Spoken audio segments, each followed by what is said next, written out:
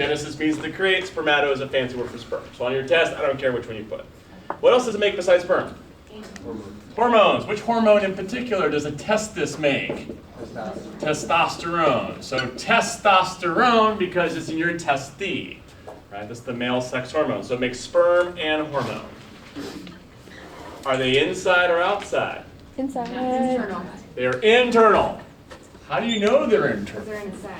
They're in a sac. You can't touch them. They're the quick and dirty method. You can't put your finger on them, right? But there's a scientific reason too. Right? But, so if we look at the testes, they're inside your scrotum, so they're inside the body. There's a chamber there, there's a cavity there. So formally right here. But if we look at it earlier in your life, so let's say, inside mom. So here I am at 7 months, right? Where are my testes at 7 months in utero? Up above, somewhere by my kidneys. Okay, way up in here. So your testes start out in your abdominal cavity. And what do? They descend, they drop, we'll say. So as I get closer to birth, they take a hike. They leave my body cavity and start heading on down. Right? Cute little penis. Right? And then around birth or thereabouts, they're now in the scrotum. Okay? But look at these blue and pink things. What are those? What are these blue and pink things? Tubes. Those are membranes. Right? If you notice this one here, this membrane is blue, is the one that goes up into your abdomen. So, they're still inside your abdomen. Your abdomen now is inside your scrotum. So they're formally inside the body because they never left the body. The body left you, basically. So when your testes descend, they stay inside the body cavity. The body cavity ends up inside your scrotum. So they never leave the abdomen. So that's the formal answer by the internal. They never left the body. They're wrapped by the peritoneal cavity, basically. So in medical stuff, yes? Is that why when you hit them, they hurt so much? Yes. Well, actually, I can show you a video of that one. Yes. That's one reason. So this gives a medical reason. What do men get when they strain? Hernias. Their intestines come out where? Right here. Right? Because there's a hole there. They want to become a testis and follow them down this hole in your scrotum. So men get hernias because there's a hole where our testes used to be in our abdomen and now they're in the scrotum. And so you strain the intestines, want to take a ride with them. Right? Women don't get hernias because you don't move things through your inguinal canal into a scrotum. So you stay sealed there, but men don't. So that proves again that there's a hollow tube between my abdomen and my scrotum because my intestines can go there.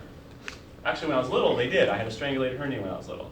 So my intestines took this ride with my testis. Make sense? So quick answer on test, you can't touch them. Internal. Real answer, they're still inside the body. But either way, they're internal.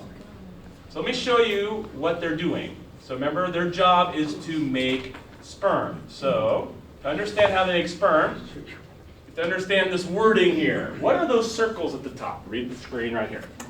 So we're going to learn that word because it's going to haunt you a bunch.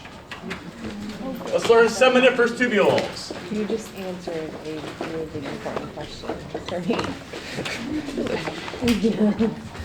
Tubules are inside testes. So those big words are inside the testis. So testis is the organ.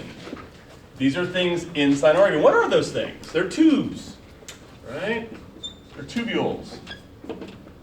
So remember, a nephron is a tube in the kidney. That's the same logic. There's tubes in the testis. What are those tubes doing in this picture? Which you can't see the bottom of. All right. What do you think these guys with tails in the center are? What do you think those are? Let's find out. What are those guys with tails down there? What are those? Sperm. And that's happening in these tubules. So seminiferous tubules are where sperm are made. So sperm are made here. So seminiferous tubules are where the sperm are actually produced. The testes is the organ, but this is actually the location, these tubules. So the testes contain tubules that produce the sperm. Right? Like a nephron in a kidney. So another view of this, if you want a different view, is right here. Here's one seminiferous tubule, one tube inside my testis. The little guys in the center, those are the sperm. And this is one seminiferous tubule. Right? So if I show you an animation of that process, which is this one here, start it up. Spermatogenesis takes place inside the seminiferous tubules. Diploid spermatogonia, located near the outer edge of the tubule, divide mitotically to form primary spermatocytes. Learn that in biology 112. The first meiotic division produces secondary spermatocytes with a haploid number of duplicated chromosomes. The second meiotic division produces spermatids, each with 23 single chromosomes. Maturation of the spermatids produces sperm. Sertoli cells, the only other type of cells in the seminiferous tubule, provide the forerunners of sperm with nourishment and molecular signals. Remember biology 112, you're supposed to learn that meiosis makes sex cells, that ring a bell? So haploid sperm because you did meiotic divisions. All right, now the Sertoli cell says provides a nourishment. Well, why? Why do you need a Sertoli cell to do that? The other part of your body needs a nourishment cell, except for your nerves. Why do your nerves need that, and so do testes cells? So they can swim. But why? Why would I need to do something special in my seminiferous tubules? Aha! I have an answer. Let me go back and show you this picture here. Right here. What do you see around the seminiferous tubule? Basement membrane. What's this thing here? Basement membrane, right? Why is there a wrapper around the tubule? Why isn't it open to the rest of the body? Because the sperm would go everywhere. Well, besides that, You don't want other things getting in there. what other things don't you want in there? White blood cells. White blood cells. Why do you not want white blood cells to get into your sperm? They'll fight them off. Why? They're invaders. They're invaders. Let's talk about the blood-testis barrier.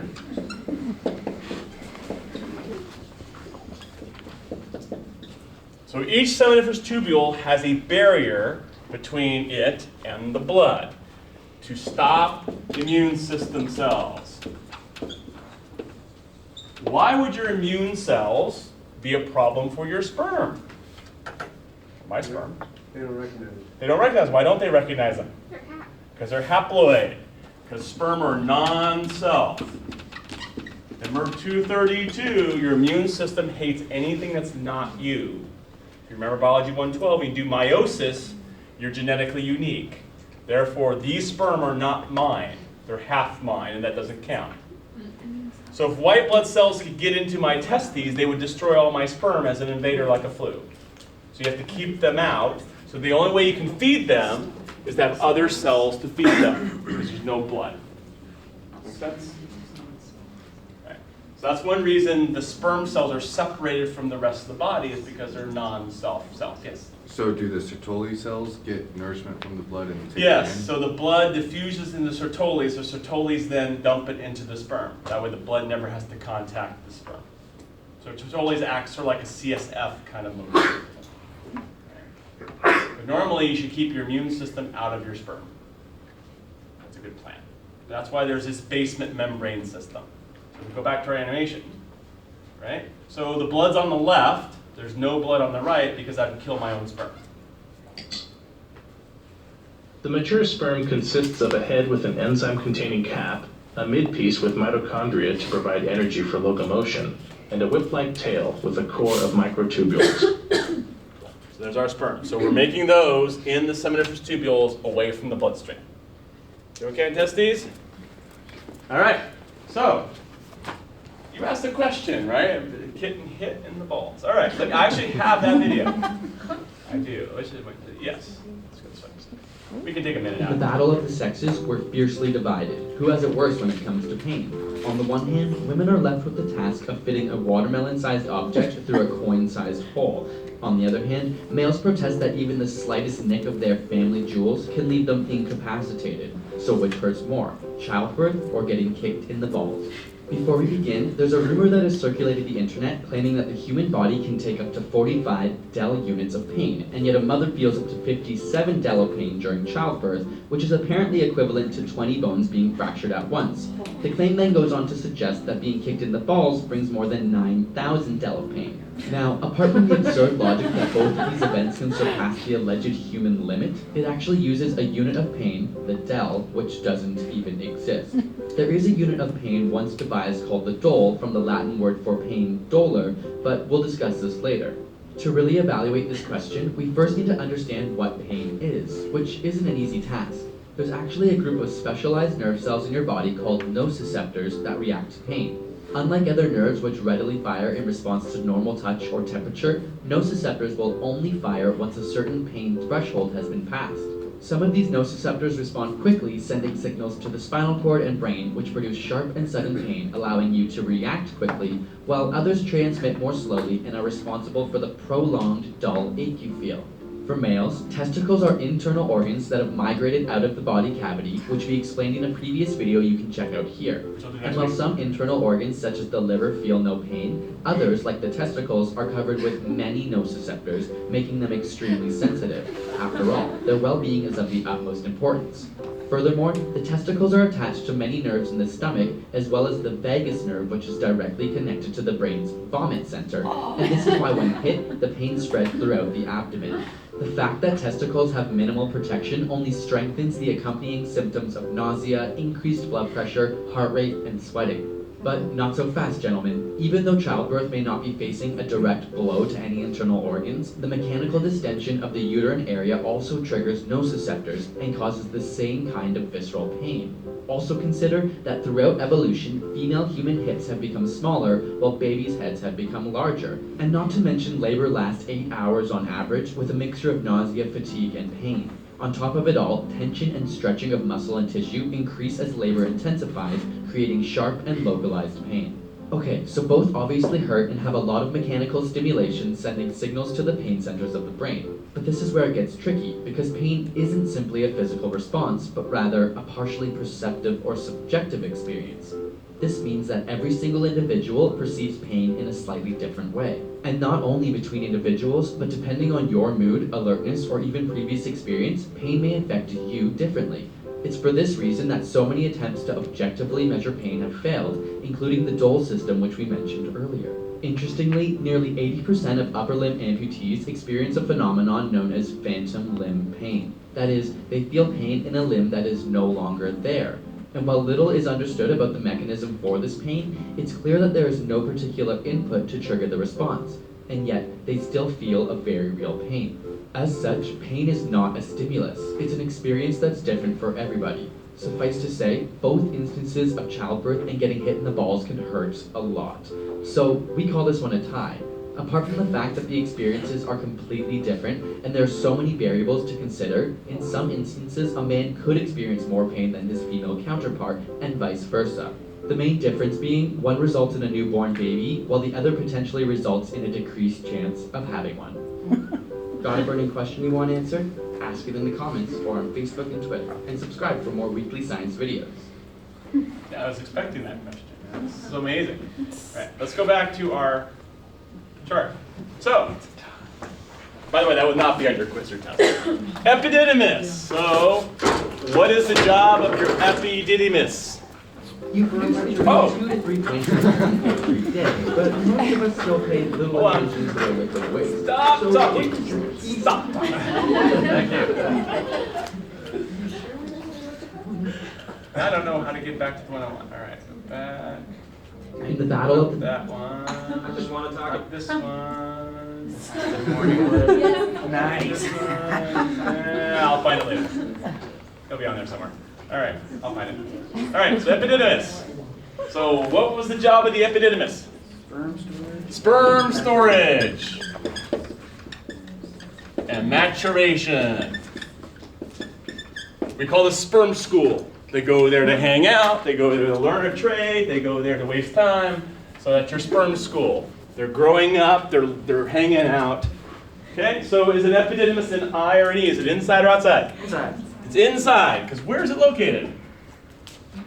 Let's find out. Where is your epididymis located? Let's look at the picture. The picture is right back here. Your epididymis. It's this little curved, we call it Roman helmet looking thing. Sorry, Jesse's. By the way, do you know what the word epididymis actually means in medical terminology, people? Epi on top of, your didymus is your, means twins. On top of your twins, literally is what that says. Thomas the Didymus was Thomas the twin, the apostle, right? So that's what that is. So on top of your twins is on top of your testes, therefore testes are internal, they're internal. Scrotum, let's find the scrotum. There's a scrotum right there. What's its job? Contains the testes. Contains testes, well that's okay, but what's it actually do? Why do you have one? No, it doesn't protect them at all. Temperature control. It's to cool the testes. So worthless trivia, sperm have to be a couple degrees below body temperature. So on a hot day, the scrotum moves them away from the body. On a cold day, they ride on up the cold shower effect. So its job is temperature control. Is its scrotum an external or internal thing? You can touch it, it's skin. It's an external organ. Vas deferens, also called the ductus deferens. What's its job? Transport sperm, I heard. We call this a sperm highway, right? Sperm freeway, the sperm channel. So let me show you where that is.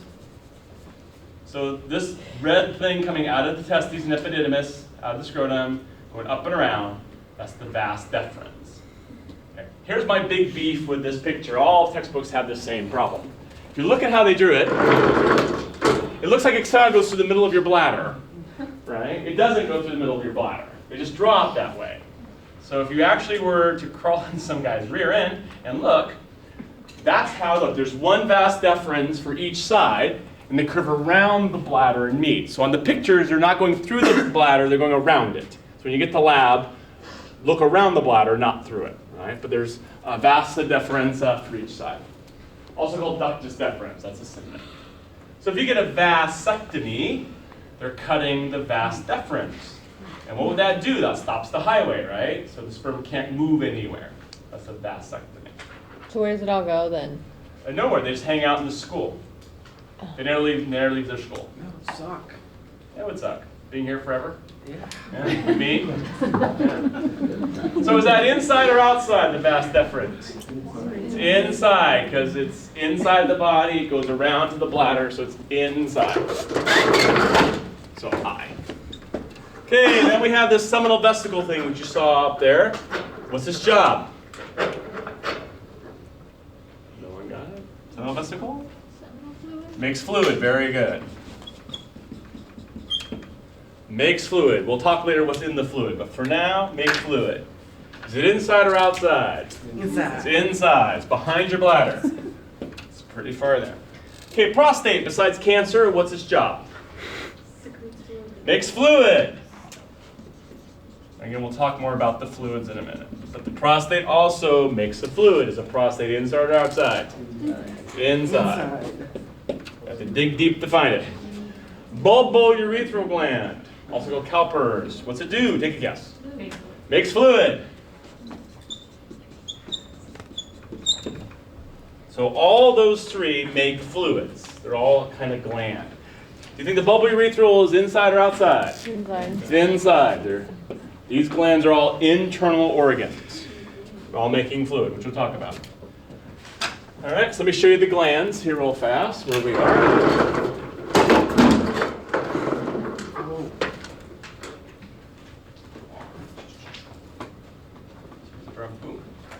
So we came testes, epididymis, vas deferens, loop around. Behind the bladder, that's the seminal vesicle.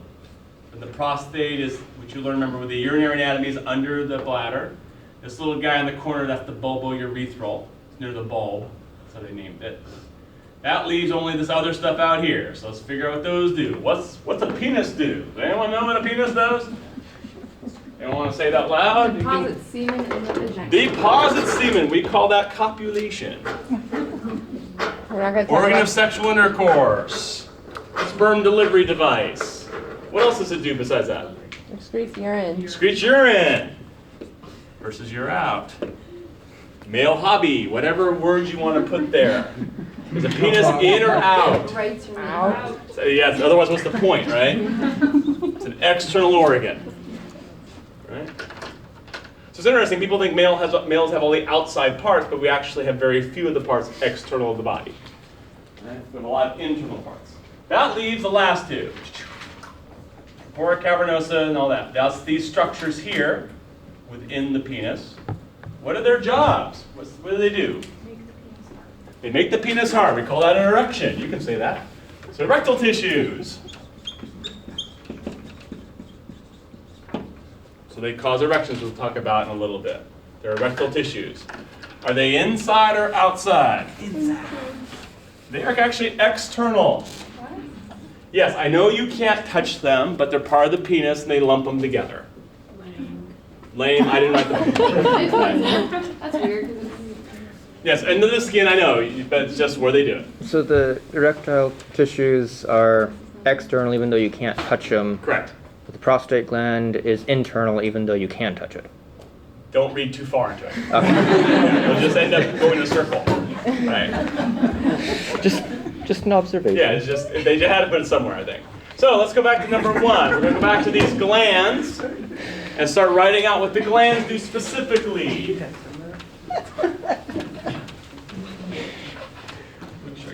Oh, sorry, wrong one. All right, so you're supposed to know the glands. They all make fluid. That is true. Let's figure out what's in them. So some language here. That guy with a tail, what is he? That's a sperm or spermatozoa. Made where? Where do you make sperm? Testes. And the seminiferous. Seminiferous tubules. Okay. The fluids, they're not the sperm. They're made in the glands.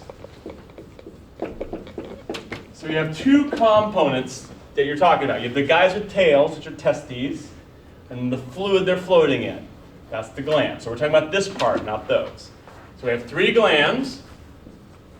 And you're supposed to know what's in each one. So in order, we have the seminal vesicle. Okay, let's list some things that are made by a seminal vesicle. Someone name something you'd want in fluid from a seminal vesicle. Water. See that? That's what they call it, but what's in it? ATP. Glucose. Glucose, sugar. Okay, other than a joke, why is there sugar in seminal fluid? Nutrients for whom? That guy, right? He's going to make ATP, right? What else? Let's do some buffer. Why would we need buffer in this? Because the vagina is acidic. Acidic, right? Acid kills things, including sperm, so buffer helps neutralize acids. They're going to have buffers in there. We're also going to have some mucus in there. Why? Slimy is kind of cool, right? So we have sugars, we have buffers, we have mucus in our seminal vesicles, and we have a clotting factor. All right, that's the less obvious one. Tell me why you want a clotting factor in the seminal vesicles fluid. E bipeds you. So it doesn't run out. So it doesn't run out. Very good. Keeps the sperm where you put them. Let's assume it's in the vagina, all right? If you think, it sounds kind of blunt, but they would run down your leg if you stood up. So that won't work if you want the sperm to get to the eggs. They have to stay clotted to stay where you put them. So once you ejaculate, they stay together as a unit, right? So there's a clotting factor in the seminal vesicles. Let's go down to Mr. Prostate. What does the prostate add to our sperm mixture? How about a buffer? Never go wrong with one of those. How about some mucus? Can't go wrong with one of those. How about an activator? Okay. Who are we activating and what are we telling them to do when we activate? What's activating? Sperm. The sperm. So that tells sperm to swim. Creepy thought, you don't want them swimming in your body. That would be kind of a weird idea. You want them swimming on their way out. So when they are leaving, they get told to turn on, to start swimming. What else is in the prostate besides that? There's something else. I lost my cap. It's right now. There it is. Oh, that's why I have a job. Clot buster. Okay. We have a clotting factor in number 1. Now we have a clot buster in number 2. Can you tell me why we're removing clots? Well, after you get in it, clotting's removes one. That's right. Allows the sperm to swim. you think about it, if they stay clumped up, they can't get anywhere.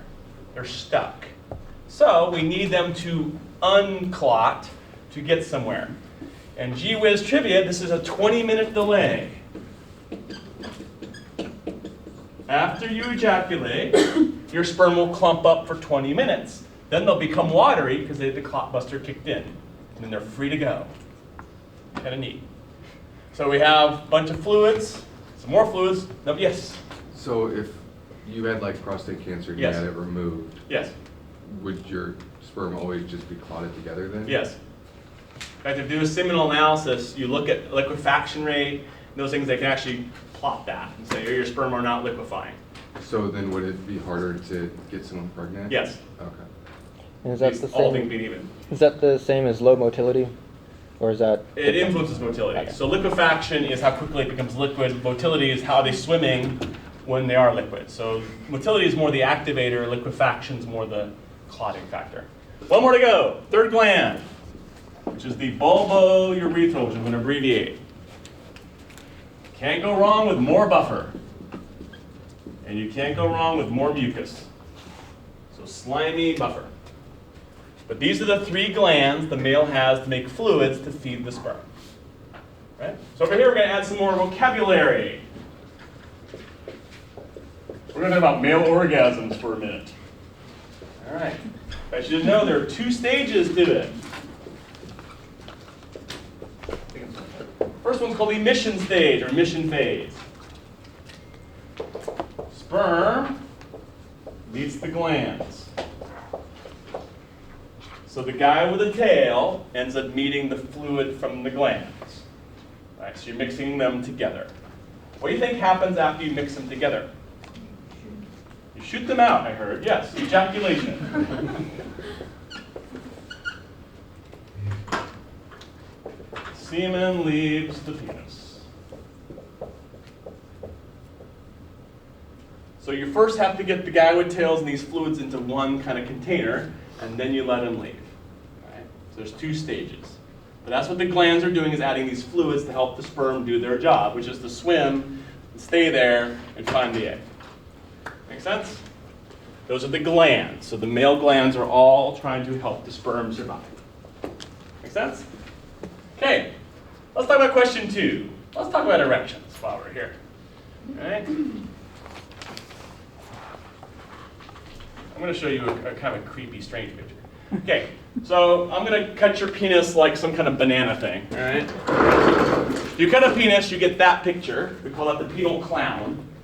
Looks like some kind of weird Cirque du Soleil kind of penis capuchin monkey, we'll say. Right.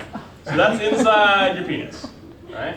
So let's figure out what the red and blue things are. Can you take a guess what the red and blue things are? Arteries, veins. How about that? Says it. Okay, so the question is, what are these other things here? Urethra. Erectile tissue. Erectile tissues. Those erectile tissues, the corpora cavernosa and spongiosum. So those are the spongy erectile tissues inside the penis with the blood flow. All right, so let's pretend you got aroused. What do you think those arteries do in the eye of the clown? What do you think they're going to do? Expand. Expand. They dilate. So remind me from 232 what arteries do. I can change your grade if you don't remember. Carry blood away from the heart to the organ. So if the arteries in your penis are getting bigger, more blood's going to the penis, right? So what are these sponges going to do if there's more blood coming in? Soak up blood. Soak up blood, fill. So they're going to get bigger. So notice what the veins are. They're on the outside of the clown. All right? So what's going to happen to these veins when the sponges get bigger? They close off. They close off. You constrict, you smash the veins. So the eyes of the clown inflate, smashing the forehead of the clown and keeping the blood out of the veins. So what's the job of a vein? Take blood back to the heart. Big blood back to the heart. So blood can get to the penis and can't leave. It stays there. What do you call it when blood stays in your penis? Erection. That's an erection. So it's constantly, more blood goes in than out. And that's the concept. So all you're doing is changing the relationship between the arteries and the veins. That makes the blood stay there or leave. Make sense? So that's the basic concept. So Viagra works by making the arteries get bigger. So more blood goes in, magic happens. Right? Make sense? So those corpora cavernosas are to expand. Here's my question. No one in the first class knew this, so I'll tell. why, I can understand the eyeball of the clown thing.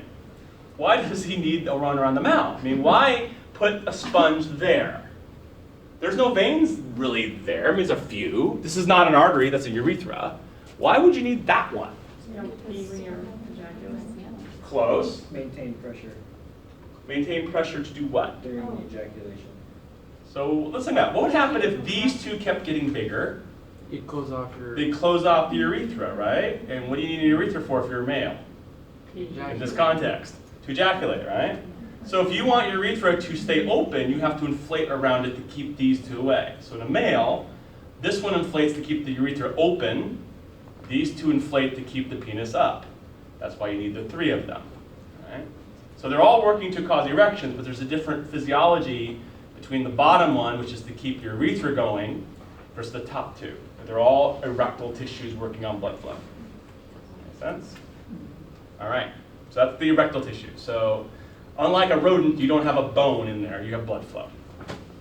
Make sense on erectile tissues? Perfectly clear. All right, no one has a question about erectile tissues, I'm surprised. All right, let's do the girl table while we're here. Find the girl table.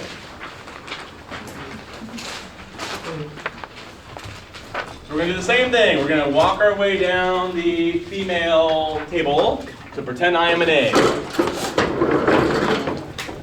All right, so ovaries. Tell me what they're for. Make eggs. Make eggs. And make hormones. Which hormones?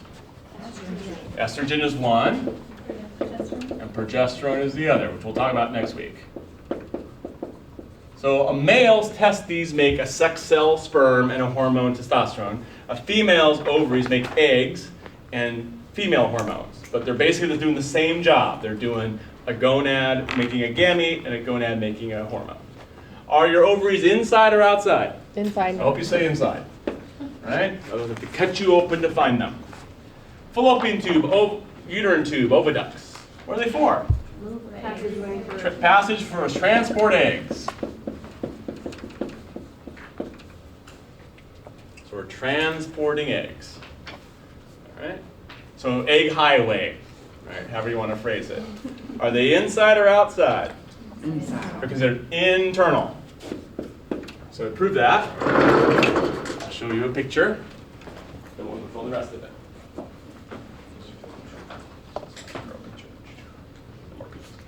So here's from the back. So here are the ovaries over here. These things here, these are the fallopian tubes, uterine tubes. From this view, here are your ovaries, there's your fallopian tube or uterine tube. So they're inside the body cavity. Right? So let's go back to our thing. Next organ is uterus. Tell me why you have one. Where, if you get pregnant, that's where the baby goes. That's right, baby home. Site of implantation, site of gestation, whatever, site of pregnancy, whatever word you want to use there. Where menstruation comes from, where your cramps live, however you want to phrase that. Womb. I don't really mind which way you phrase it. Is it inside or outside? Inside. It's inside, right? Hysterectomies are surgeries. So it's that way. Now, cervix. That is not an organ, that's a place. So where is that? Between the uterus and the vagina. Very good. Let's find a cervix. So cervix is not so much an organ as a location. So we go back to this one. Cervix is this kind of area where the uterus and the vagina come together. Over here, cervical canal, cervix. It's the neck, quote, of the uterus. Right? What's it for? Only allow sperm in. True. How's it do that? Isn't it like cervical? That were your stomach or your large intestine, and I said it keeps things in and out, you'd call it a what? Sphincter. That's exactly right. So, your cervix is basically a sphincter. I took all the romance right out of it. All right? But it is a gatekeeper, we call it. The gatekeeper. Its job is to regulate what gets in and out of the uterus. Right? And because it's on the uterus, it's internal. So let's go over here talk about your gatekeeper. So let's figure out when your cervix would need to be open. That is, when the sphincter would be open. Give me a time in your life when your cervix is open. Arousal. Childbirth. Okay, birth. Okay. The baby's in your uterus. It has to come out your vagina. You have to open the door. There's no normal way for that to happen. Give me another time it's open. Menstruation. Menstruation. Blood's in the uterus. It has to come out your vagina. You have to open the door to let that happen. And? Ovulation. Ovulation.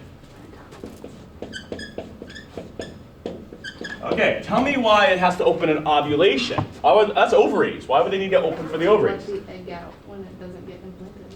Allow sperm. These guys, right? You have to let the sperm in, so you have to open the gate to let the sperm up to the ovary, not the ovary to let the egg out. So you're letting the sperm in to the promised land, or the baby out, or the blood out. So you're going to open the cervix here. So when's it closed? Every other time. Every other moment of your life. Right? It's a sphincter. It's a gatekeeper. It's an immune barrier, frankly. So your cervix job is to open and close to let things out or in. Let's talk about your vagina. Not in any personal way. So vagina, right? So, give me what it's for. Canal. Canal for what? Sperm. Birth canal, you could say. Canal, say, organ of sexual intercourse, organ of menstrual flow. Pick some logic you want. Is a vagina internal or external? External. Internal. Can you touch it? It's both. It is both. Because you're right, you can touch it, but they just don't know where to put it. So if you look in your lab manual, they'll have internal reproductive organs. They'll say vagina, then they'll go external reproductive organs, because no one knows where to put it. There actually is a dividing line in there, but it's artificial. So the vagina has an internal and external component, so they just say it's both or neither. I'll not ask you in a test if your vagina is in or out. I'm not going to ask you that. But it is considered a transitional organ between the external world and the internal world. If we go back to this picture here, if I can push this one here. So this part is sort of on the uterus, so it's kind of internal, although you can get there. This part's external because it's easy to get to, hence they say it's both, or neither, depending on how you want to argue the point. All right? So, let's keep going. Okay, last group. These are all external organs. So all of them are going to be an E on your chart. So it doesn't matter which one, they're all going to be external. So we'll do E, E, E, and E. All right, tell me what a labia minora is for. Your innermost lips. Those are your innermost lips. What are they for? Why do you have them? Protection. Yes, indeed. Cat doesn't want to be my friend. And what else might it be for? Aesthetics. Okay, we can put that on there. That wouldn't be the one I would come up with in my head. And arousal, pleasure, sensation, feeling. Pick a word you like. And that would be basically the same for the labia majora. For protection, aesthetics, sensation, they're both relatively similar in function. These guys, vestibular glands, Bartholin's glands, what are they for? Lubrication. So lubrication for sexual intercourse, or arousal. Then the C word, clitoris or clitoris. What's it for? You can say it either way, by the way. Pleasure. Pleasure, sexual arousal. Purely pleasurable organ. Right? So those are our external ones. Doing again those? So let's do question 1. Where does ovulation occur? Ovaries. Ovaries. Okay, that ova root means egg. So ovulation, ovary, oocyte, ovum, they all mean eggy place. So eggs are made in your ovaries. Where do you meet a sperm? Fallopian tubes normally.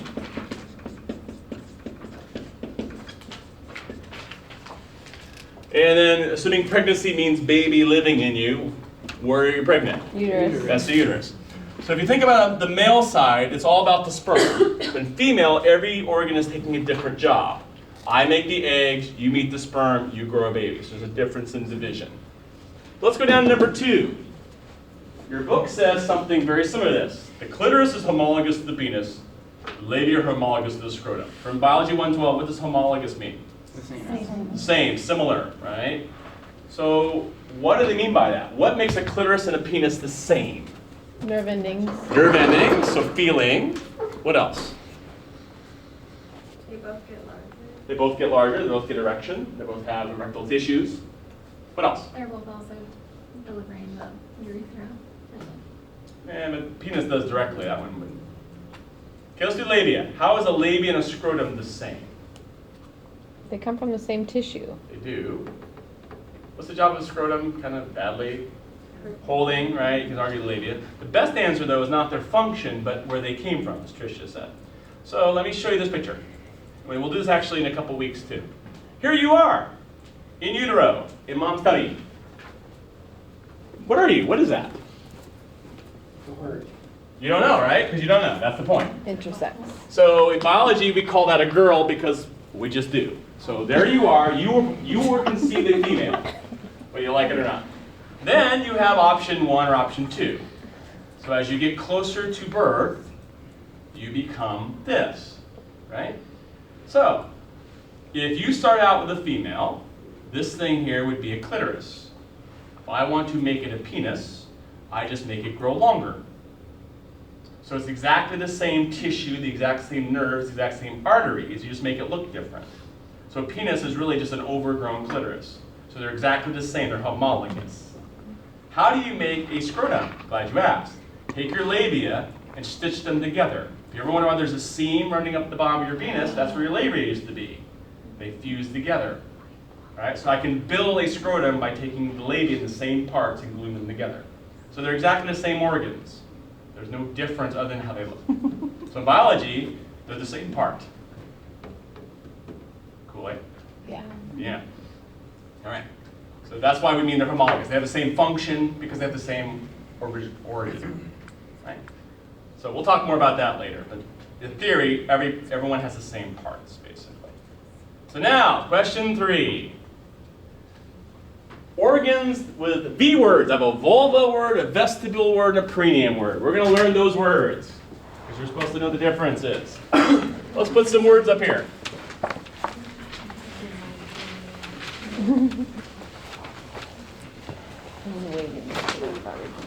All right. Vulva, not Volvo, that's a car. This is vulva. So vulva is a particular word in biology because it has a particular meaning. Let me show you this picture here. So boom, there they are. All right, so what does vulva mean in reference to this picture? Future healthcare professionals? All the external parts. So if you are in a vulva, because you're an external genital of a female. So look on your chart and tell me everything that begins with has the E by it. What are some things that have E's by them, meaning external? Labias. The labia majora, Clitoris. the labia minora, clitoris, Vestibular glands, the glands, vagina. the vaginal orifice. All right, these are vulva. So if I say external, everybody, that's what I mean. Vulva is external genitalia. Now you have another V word up there. Vestibule or vestibule. Vestibule means an entrance. So look on that picture. Tell me what's in your vestibule. What's in the entranceway? Let's see, let's find out. So vestibule is from here to here. So that would be your labia minora. That would be your clitoris. That would be your vaginal orifice and the glands. That's why they're called vestibular glands. So what's the difference between vulva and vestibule? What's different on my list? What did I remove to make it a vestibule? Majora. Majora. So the vestibule is everything from minora in. So the inside lips, the clitoris, vagina, those are vestibule. They're the entrance. This is everything on the outside. Now I got the P word. Perineum or perineum. You can say it either way. Okay. That is your vulva plus your anus plus your mons pubis. Or we call it stem to stern. It's everything in that picture is perineum. Perineum means crotch. So if you can see it in your crotch, it counts as the P word. If it's just the genitalia, it's vulva. And if it's these parts, then it's vestibule. Make sense? So the triangle that you see up there, that's the perineum. That's greater than the vulva in terms of size. So it goes from here to here. Make sense? Everyone's looking at me like I'm drugged. Okay. Yes? Why do they have these different classifications? That's just how they do it. So I think it's just because doctors like to know if you're talking about the whole thing or not. So perineal tear during childbirth is technically outside of the vulva. It's down here. So it's not that tearing, it's that plus this tearing. So that's, they call it perineal because it's not just the external genitalia. But they use these words. Vestibule, vestibular gland. They just mean where it is. Make sense? Okay. So we get our parts. So now what we're going to do is we are going to figure out how male hormones work. So I'm going to show you a picture. I'm going to show you some graphs. And you're going to hate me for it. So we'll do female hormones next week. But this week we can do male hormones. Let's put them over here. All right, go back to last term, that dark land. You remember that there was a hypothalamus. You remember that vaguely? Yeah.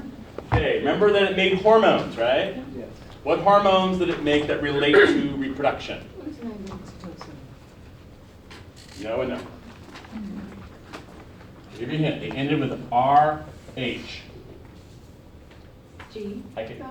GnRH. So let's review what GnRH was. That's gonadotropin releasing hormone. Does that ring a bell? Liars. All right, but monotest, you just have to write GnRH. So the hypothalamus makes a releasing hormone called GnRH. GnRH goes from your hypothalamus to what? What does a releasing hormone target from last term? Anterior. Anterior pituitary. So it's going to go to your anterior pituitary, your adenohypophysis from last term. The pituitary. If you remember last term, if you don't, pituitaries make tropic hormones.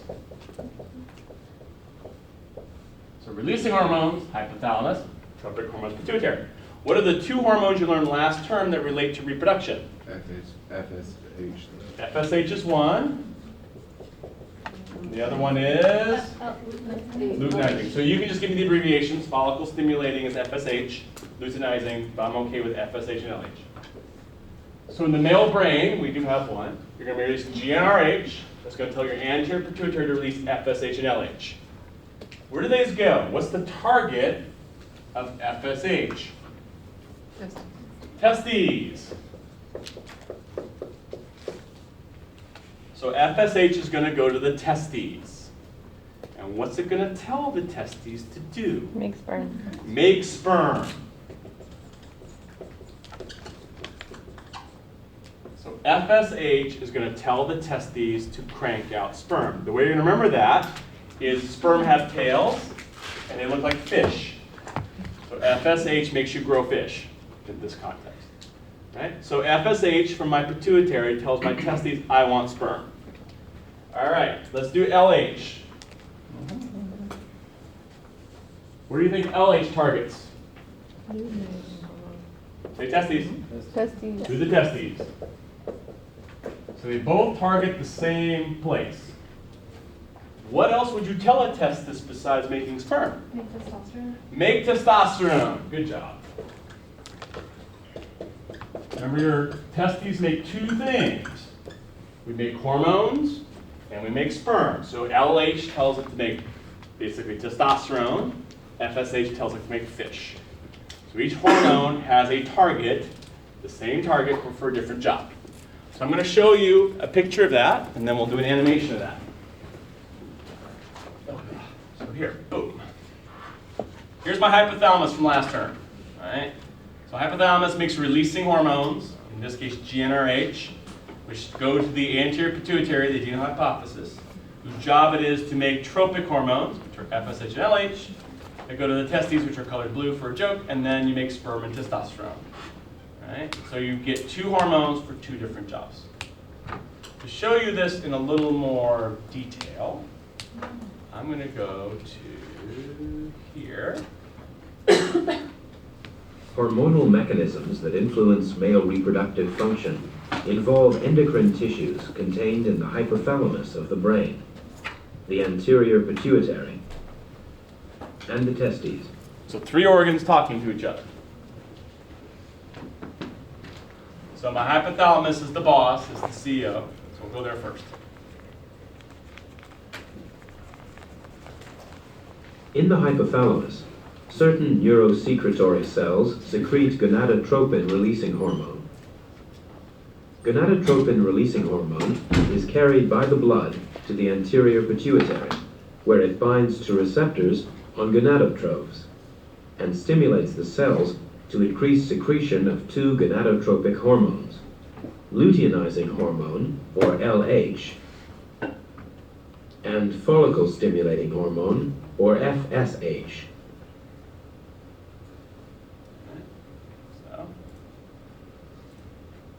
LH and FSH are transported in the blood to the testes. LH and FSH both indirectly affect spermatogenesis. LH binds to receptors on Leydig cells between seminiferous tubules and stimulates the secretion of testosterone. So that's what we told over there. So LH directly makes testosterone. Under the influence of FSH and testosterone, so over here, FSH is going to a different cell in my testis to make sperm. If you read here, there's a little extra part here. Sertoli cells produce androgen binding protein. ABP binds to testosterone and maintains high levels of the hormone near the spermatogenic cells. All right, so I have LH directly making testosterone, FSH basically helping me make sperm. Let's keep going.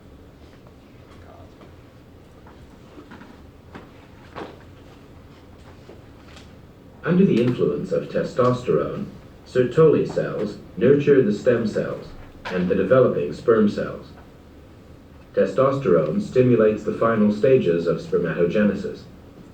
In addition, testosterone is converted into dihydrotestosterone, another hormone that may promote sperm cell formation. Testosterone and dihydrotestosterone both bind to the same intranuclear receptors. Together, the androgens regulate male prenatal development and the development of male sexual characteristics. Okay, so let's go back to our board over there. So now we have a little detail to add. That's right. Okay, so FSH tells you to make sperm. But what else did it say you need to make sperm besides just FSH? You need testosterone. So we're going to draw an arrow from over here. You also need testosterone from the LH to make sperm. So to make sperm, I need FSH plus the testosterone from the LH. So LH makes testosterone directly, but indirectly for sperm. I want my purple and my red. Okay. What else does testosterone do besides help me make sperm? What else did they mention that it does? Sex drive. Sex drive, rich and manly.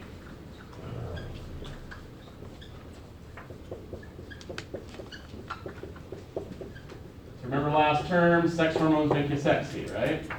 So sex hormones like testosterone make you male, give you sex drive, the whisper thing, right? All that fun stuff. So testosterone is to tell my sperm to mature with FSH and also to make me a male. So I am going to show you one more part of this, and then we'll finish up.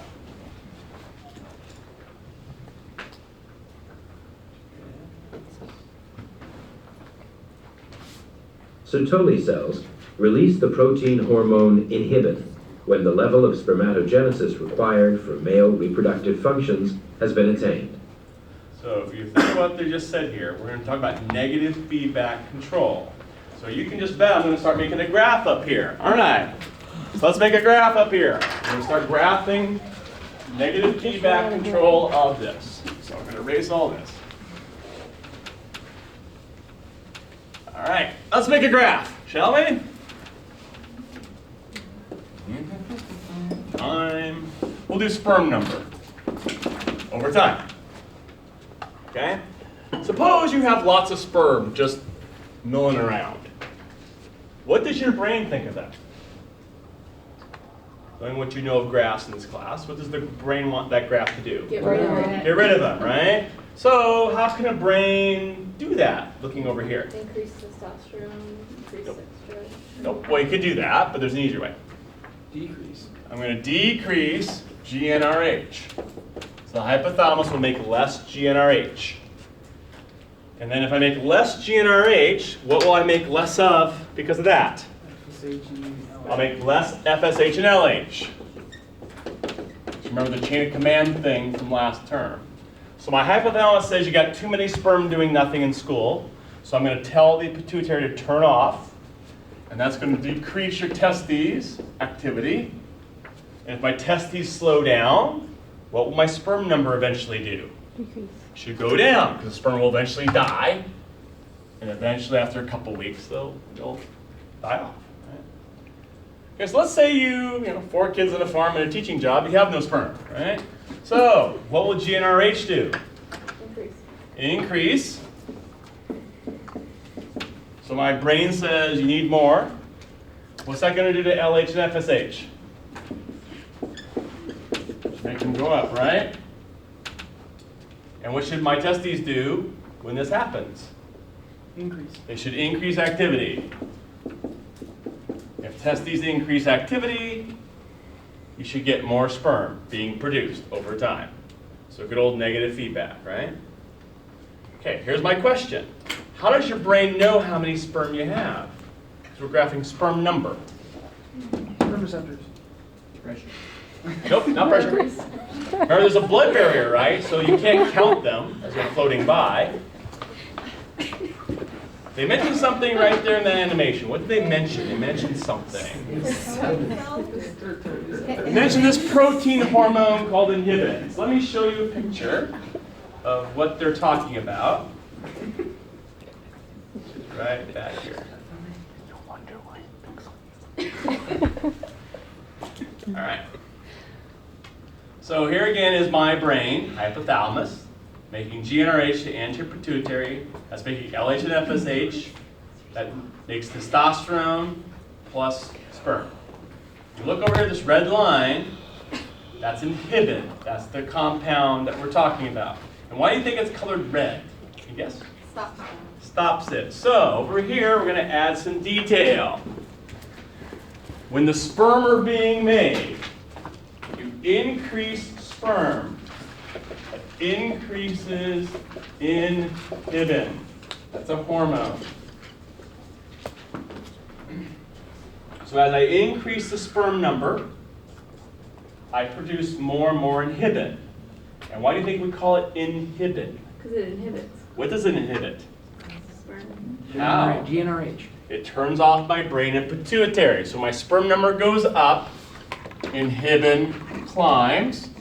That tells your brain you have too many sperm, because your brain can't count the sperm, but it can notice the hormone. So inhibin goes up, telling my brain to be inhibited. So if I have few sperm, what will inhibin do?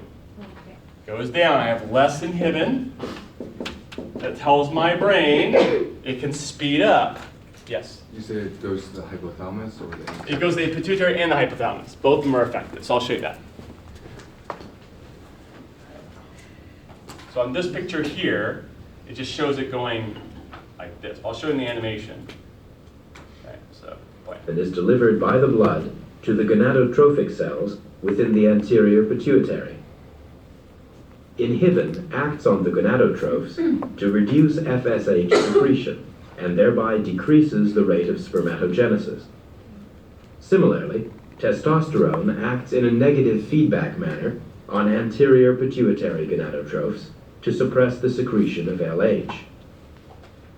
The negative feedback effect of testosterone also involves its effect on the hypothalamus, the result of which is decreased secretion of gonadotropin-releasing hormone. Decreased secretion of gonadotropin-releasing hormone causes a corresponding decrease in the secretion of both LH and FSH. The decrease in LH causes a decrease in the secretion of testosterone by the Leydig cells in the testes. Low levels of testosterone reduce spermatogenesis. Conversely, an excessive decrease in testosterone allows the hypothalamus to increase its secretion of gonadotropin-releasing hormone. This secretion causes an increase in anterior pituitary secretion of LH and FSH, and an increase in secretion of testosterone by the testes. So in English, what he's saying is when you get too much of this stuff down here, the brain begins to turn off the pituitary, that way you get less. If you have too little, the brain tries to turn on the testes by turning on the pituitary. It's a nice little negative feedback system. All right? So let's add one more piece of detail. I'll separate it from the female system we'll do next week. That is the timing here. How long do you think does it take for your brain to notice how many sperm you have or don't have and try to correct it? How long is the time on this graph? 1 day. 1 day is a good answer. So your brain, my brain, will try to adjust my sperm within a day. So if I graphed women's cycle, how long do they last? 28. Magical months. So one of the differences between male and female brains in this context is the male brain is trying to operate on a daily cycle for sperm, and next week we get the females are operating on a monthly cycle. So the brain actually has to differ how it responds. To show you I'm not making that up much, I'm going to show you a graph. Sort of prove it, I guess. Doesn't really prove it. This is a graph of plasma testosterone over time from a research article. So there's two things you can learn from this. One is the young men versus old men. What do you know about the testosterone in young men? High. High. So they're horny all the time, right? Male sex drive, male virility. I'm probably down here. All right. So they have, but notice the timing. This is clock hours. This is midnight. This is midnight. That's 1 day. So what do you notice about the graph? Early morning is the highest. Morning is the highest. Welcome to Morningwood. And it's lowest when? In the evening. But think about it. So that's this graph here. So in the morning, when you sleep, testosterone climbs. About 6 a.m. is the peak. Your brain then tells your testes to turn it off. And then you turn it off. Now you have too little by midnight. So then your brain warms it up again. So in 1 day, you've done this cycle here over a course of 24 hours in the average male. Right, so it's a daily circadian cycle. Right? Make sense? So that's the difference we're going to talk about with females, because you don't operate in a daily cycle, you operate over weeks. Right? Make sense? All right. So our last thing to do tonight is this page here. We're going to do it together as a class. I'll show you the animation. Find page 29. We're just going to do this male who's got a problem. We'll do it together so you can get out of here. If you read through that, old guy, hard lump somewhere. This PSA thing is through the roof. Goes to doctors, doctor says something he doesn't like. So let's diagnose him. What do you think's wrong with this old guy? His prostate has a bump. What would you call it? Prostate cancer could be, right? Let's write that in here. So I think he has prostate cancer. And how did we know? Well, he's old. That's old guys. Hard lump on his prostate, so something's growing there. And this PSA is really high. Really high. So that means this thing is only on your prostate, prostate specific. So if it's high, that means you have a lot of prostate, which is the logic. So your prostate is growing or getting more active. So we would argue this is some kind of prostate cancer or prostate benign hypertrophy. Okay? The part I want to focus on is number 2. How is this going to affect him? So tell me at the nursing home where you work, what do the old guys with prostate cancer tell me about their urinary problems? They can't pee. They can't pee. They don't pee, they can't pee, it doesn't start, it doesn't stop, it drips all day, they gripe. Why? Why would a prostate problem make your peeing difficult? Yay! Let's look at a prostate. So if you remember from earlier, your prostate was located after the seminal vesicles at the bottom of the bladder. So let me find my prostate. Where's my prostate? There you go. Boom. So your prostate is under the bladder. You learned that in lab. And notice the urethra runs through it. So when this gets huge, what does your urethra do? Smashes your urethra. So one of the problems with males with prostate hypertrophy is your urethra is getting smashed. So that's not going to help you. You need words on the screen, do you? All right. So it smashes the urethra. Crushed urethra, compressed urethra. So it's going to be harder to pee, harder to void, harder to stop. It drips all the time. You gripe and complain. Give me the other one. Why? What about reproductive abilities? Decrease. Decrease. Why? Same thing. Same thing. It smashes that pen. Okay. Smashes the ejaculatory duct. So smashes the tubing for reproduction and smashes the tubing for peeing. So both of them work. What else do you think it smashes besides the tubing for the fluids? What else might be down there that old men might want? The bladder. That makes it difficult. What else would a prostate smash besides the ejaculatory duct and the urethra? Your rectum. What is it? Rectum. Rectum, so there could be constipation. So tell me, do they get erections a lot when they have this? No. Why not? No, Besides not sexy. How do you get erections again? Blood. How do you get blood to a penis? arteries. And where are they located? Right there. So you're going to smash the arteries.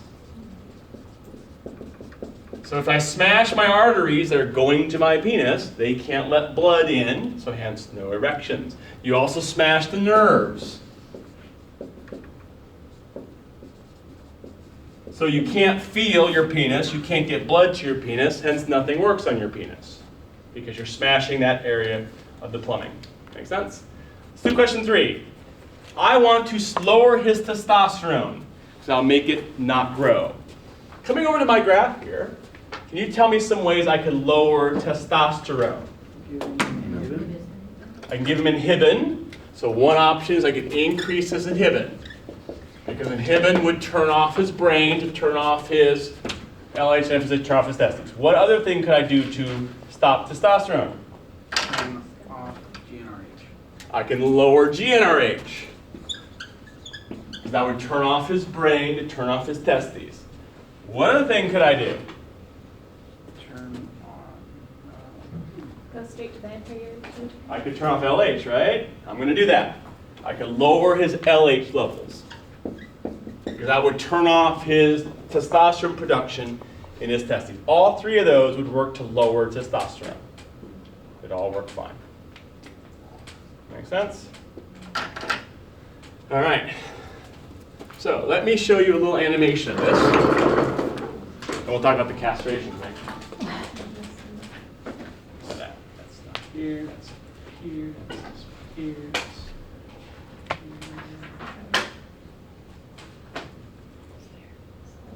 Oh my gosh. Where's that? There we go. Should be sound. Prostate enlargement and prostate cancer are 2 common conditions that affect men. In both cases, it is the prostate, a small gland in the pelvis, that is affected. Let's look inside the body to learn more about this gland. The prostate is only found in men. It's about the size of a walnut and lies inside the pelvis underneath your bladder. It surrounds the urethra, a thin tube that carries urine from the bladder through the penis where it leaves the body. The prostate produces and stores a thick fluid which is a major part of semen. As you grow older, your prostate may get bigger. This is known as prostate enlargement, or benign prostatic hyperplasia, BPH. It is still not fully understood why the prostate enlarges with age, but growth hormones such as testosterone and estrogen undoubtedly play some role. Right. This condition is not dangerous, but may affect urination as the enlarged prostate squeezes your urethra. In some men, treatment is needed to alleviate symptoms. Having prostate enlargement does not increase your risk of developing prostate cancer. However, some of the symptoms may be similar, so it's important to see your doctor if you notice changes in urination. Prostate cancer is the most common cancer in men, with most cases developing in men aged 65 and over. It occurs when cells in your prostate multiply abnormally and form a tumour. Prostate cancer usually progresses very slowly. It can take up to 15 years for the cancer to spread beyond the prostate, and initially you may not experience any symptoms. However, as the tumour grows, cancer cells may spread to the surrounding tissue, lymph nodes and bones. If you are diagnosed with prostate cancer, your team of doctors will discuss treatment plans with you. The type of treatment recommended will depend on your age, the likely progression and stage of your cancer, and possible side effects of treatment. Treatment is not always needed, and periods of active surveillance or watchful waiting may be recommended to see how the cancer develops. Prostate cancer can be cured when treated before it spreads to the surrounding areas. Treatments include prostate removal, hormone therapy, and external or internal radiotherapy. Treatment can cause side effects, including loss of sexual desire, erectile dysfunction, and urinary incontinence. The outlook for prostate cancer that has not spread is generally good, and in many cases it won't affect your natural lifespan.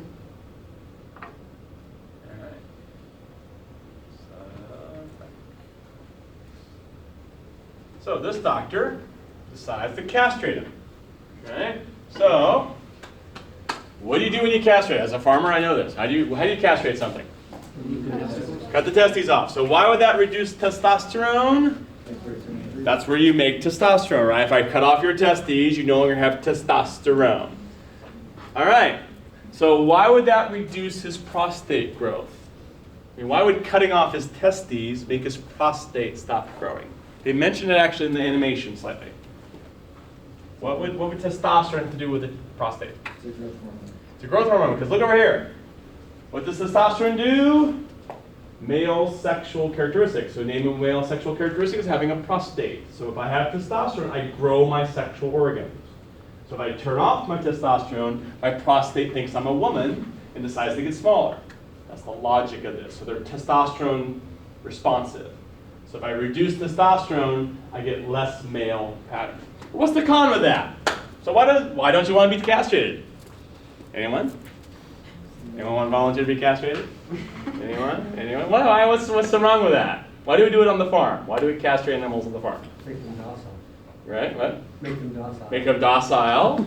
Make them less manly. And also they can be with the females because they won't do these. They won't have a sex drive, so they won't mate with the female cows, the female sheep. So if you castrate this old guy, he will not have any real sex drive anymore, and so he won't be doing that. But his tumor will shrink. Right? That's the logic. So one characteristic of prostate cancer is they offer castration as an alternative. Not really highly recommended. Most people don't like it. Make sense? So on this, as long as you understand the idea of the hormones, you're good. So next week's quiz will be on the charts of doom, make sure you know them, and the male hormonal reproductive stuff. So we'll do menstruation next week. We're going to test in 2 weeks, just so you know.